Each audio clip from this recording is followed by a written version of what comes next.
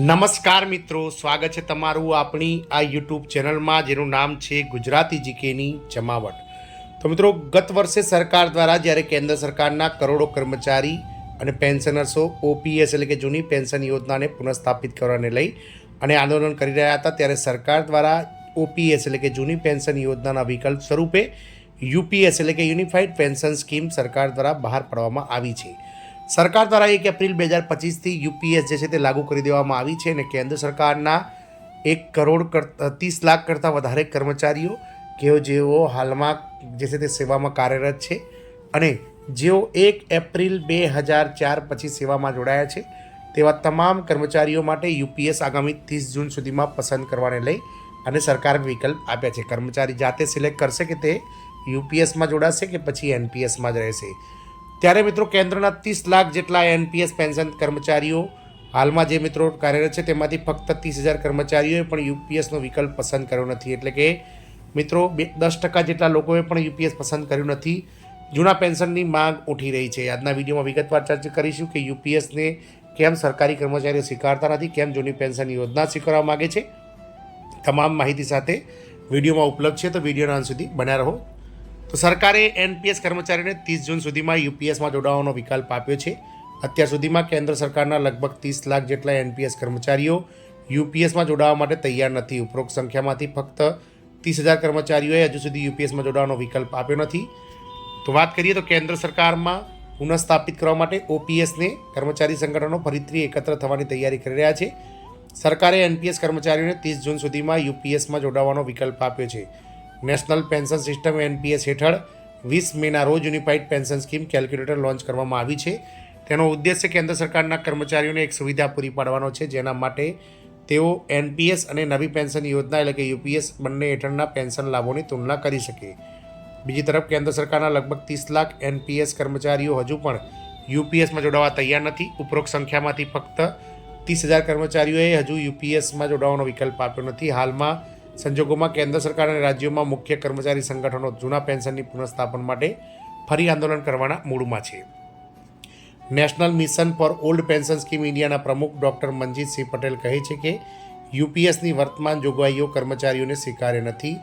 લગભગ 2 મહિના વીતી ગયા છે, પરંતુ યુનિફાઈડ પેન્શન સ્કીમ પસંદ કરનારા લોકોની સંખ્યા 2% સુધી પણ પહોંચી નથી। મતલબ કે યુપીએસ નિષ્ફળ ગયું છે। કારણ સ્પષ્ટ છે કે યુપીએસ સંપૂર્ણપણે અનિશ્ચિત છે, કારણ કે નિવૃત્તિ સમયે એનપીએસ અને યુપીએસ વચ્ચે શું સારું રહેશે તે 20-25 વર્ષ અગાઉથી નક્કી કરવું કોઈ શક્ય નથી। આટલા લાંબા સમયગાળામાં પગાર પંચ, મોંઘવારી ભથ્થું અને અન્ય ભથ્થા અનિશ્ચિત છે। જે લોકો નિવૃત્તિની નજીક છે અથવા નિવૃત્ત થઈ ચૂક્યા છે તેઓ જ નક્કી કરી શકે કે એ શું યોગ્ય રહેશે। ડૉક્ટર મનજીતસિંહ પટેલના મતે સૌથી મહત્ત્વની વાત એ છે કે જો કોઈ કર્મચારી વ્યક્તિ રફ ગણતરીઓ કરીને નિર્ણય લે તો પણ નિવૃત્તિ પછી તે કેટલા વર્ષ જીવશે, આ યુનિફાઈડ પેન્શન સ્કીમમાં સૌથી મહત્વપૂર્ણ પરિબળ છે। સામાન્ય અંદાજ મુજબ જો કોઈ કર્મચારી 30 થી 35 વર્ષની સેવા પછી નિવૃત્ત થાય છે અને તે યુપીએસમાંથી પોતાનું યોગદાન પણ ઉપાડી લે છે, તો તેને તેના માટે છેલ્લા સરેરાશ પગારના 50%ને બદલે માત્ર 30% પેન્શન જ મળશે। જો તે કર્મચારીનું વહેલું મૃત્યુ થાય છે, તેની પત્નીને માત્ર 18% પેન્શન મળશે। તેમના મૃત્યુ પછી બધું જ બંધ થઈ જશે। જો આપણે આ રીતે જોગવાઈઓ જોઈએ તો આપણને ખબર પડશે કે એનપીએસ જેટલું પેન્શન મેળવવા માટે નિવૃત્ત વ્યક્તિએ ઓછામાં ઓછા 16 વર્ષ જીવવું પડશે। હવે કોઈ પણ વ્યક્તિ ખાતરી આપી શકતું નથી કે વ્યક્તિ આ સમયગાળા સુધી જીવી જશે કે નહીં। જો સરકાર યુપીએસને ટકી રહે તે જોવા માંગતી હોય તો તેણે સેવા સમયગાળા દરમિયાન નહીં પણ નિવૃત્તિ પહેલાં જ આ વિકલ્પનો ઉપયોગ કરવાનો માર્ગ ખોલવો પડશે। તે સમયે નિવૃત્ત વ્યક્તિ તેના પરિવારની પરિસ્થિતિ અને તેના સ્વાસ્થ્ય વગેરે કારણોસર નિર્ણય લેવા સક્ષમ બને છે। પટેલે આ વાત એક ઉદાહરણ સાથે સમજાવી હતી। ઉદાહરણ તરીકે, જો કોઈ વ્યક્તિ 2008થી 34 વર્ષ સુધી કાર્ય કર્યા પછી 2043માં નિવૃત્ત થાય છે તો એનપીએસમાં કુલ ભંડોળ લગભગ 3.5 કરોડ રૂપિયા હશે અને છેલ્લો મૂળભૂત પગાર 3,70,000 રૂપિયા હશે। લગભગ 28% ડીએ હશે। તેમને એનપીએસમાં 2.10 કરોડ રૂપિયા મળશે। તમને દર મહિને 70,000 રૂપિયા પેન્શન મળશે। તેમની ગેરહાજરીમાં તેમની પત્નીને પણ ફક્ત 70,000 રૂપિયાનું પેન્શન મળશે। બંનેની ગેરહાજરીમાં નોમિનીને 1.40 કરોડ રૂપિયા મળી શકે છે। જો તે વ્યક્તિ યુપીએસમાંથી નિવૃત્ત થાય છે તો તેનું કુલ ભંડોળ 2.91 કરોડ રૂપિયા હશે। આમાં કર્મચારીનું યોગદાન 1.45 કરોડ રૂપિયા હતું। જો તે પોતાનો હિસ્સો ઉપાડે છે તો 1.15 કરોડ રૂપિયા, તેમને એકમ રકમ રૂપિયા 32 લાખ ઉપરાંત કર્મચારીનું સંપૂર્ણ યોગદાન મળશે। 1.15 વત્તા 32 બરાબર 1.47 કરોડ રૂપિયાનું પેન્શન મળશે।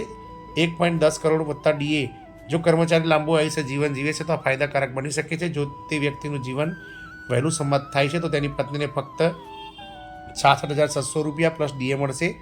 નોમિની માટે કોઈ ભંડર રહેશે નહીં. જો પત્ની બહુ જલ્દી ગુજરી જાય તો બધું બંધ થઈ જશે. બીજી તરફ એનપીએસનું નોમિની ફંડ જે ₹1.40 કરોડ હતું તે હજુ સુધી બચી ગયું હોય. National council of staff side જેસીએમના સભ્ય અને all India defence employees federation એઆઈડીએફના જનરલ સેક્રેટરી સીસી કુમારે જણાવ્યું હતું કે કેન્દ્ર સરકારના કર્મચારીઓમાં યુપીએસ પ્રત્યેની ભાવના ખૂબ જ ઓછી છે. કર્મચારીઓ યુપીએસમાં જોડાવા માંગતા નથી. અત્યાર સુધી એનપીએસના 2% કર્મચારીઓ પણ યુપીએસમાં જોડાયા નથી. તેની છેલ્લી તારીખ 30 જૂન છે. કેન્દ્ર સરકારે હવે એક કેલ્ક્યુલેટર પણ બહાર પાડ્યું છે. કેન્દ્ર સરકારના કર્મચારીઓ એનપીએસ અને યુપીએસની ઝંઝટમાં પડવા માંગતા નથી. તેમની એક જ માંગ છે જૂની પેન્શન યોજના પુનઃસ્થાપિત કરી. Confederation of central government employees and વર્કર્સના general secretary S B Yadav છે કે યુપીએસ સારું છે કે નહીં તેનો અંદાજ એ વાત પરથી લગાવી શકાય કે અત્યાર સુધી 10% કર્મચારીઓ પણ યુપીએસમાં જોડાવાનો વિકલ્પ આપી શક્યા નથી. કેન્દ્ર સરકાર સાથે નેશનલ સ્ટાફ સાઇટ કાઉન્સિલની બેઠકમાં પણ જૂની પેન્શન પુનઃસ્થાપિત કરવાની માંગ ઉઠાવવામાં આવી છે. આમાં હજુ સુધી 1% કર્મચારીઓ પણ આ પેન્શન સ્કીમને લઈ અને મિત્રો યુપીએસને લઈ અને પોઝિટિવ નથી. તો શું સરકાર યુપીએસ નાબૂદ કરી અને ફરીથી ઓપીએસ લાગુ કરશે કે નહીં? સમય બતાવશે. જય હિન્દ. અસ્તુ.